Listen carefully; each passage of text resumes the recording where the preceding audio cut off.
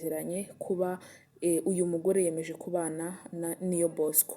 Imana y'amahoro igomeze ibahe gukunda bagatunganirwa kandi bazabyara ihungu na kobwa, kuko n'ubundi ni umugisha kubana n'umuntu mubiziranyeho mubyumvikaneho mukabyara. Imana ibaha umugisha. Twifuje Niyo Bosco urugo ruhire, kuzabyara agaheka, kandi Imana izabe mu rugo rwabo ibashyigikire, kuko Imana niyo ya mbere mu buzima bwacu bwa buri munsi. Niyo ya mbere mu buzima bwacu, uko iminsi igenda yicuma niyo ya mbere kandi Imana ni nziza.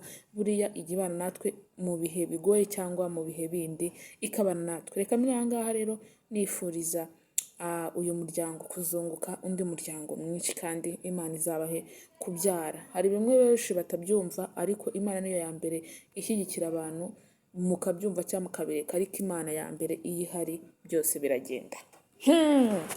Bifurije umwaka mushya muhire, Nyagasani Yesu abane namwe, muzagire umwaka mwiza, muzagire amahoro meza, muzagire impagarike n'ubugingo. Imana izabitamururire mu miryango yanyu, mwese munkurikira, mwese mubana nanjye umunsi ku munsi, muzagire byose byiza, kandi Imana ihoraho itanga byose, izabibahe muri uyu mwaka tugiye gutangira.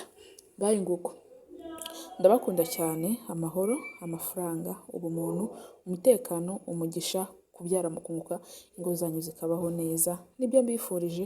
Bye bye.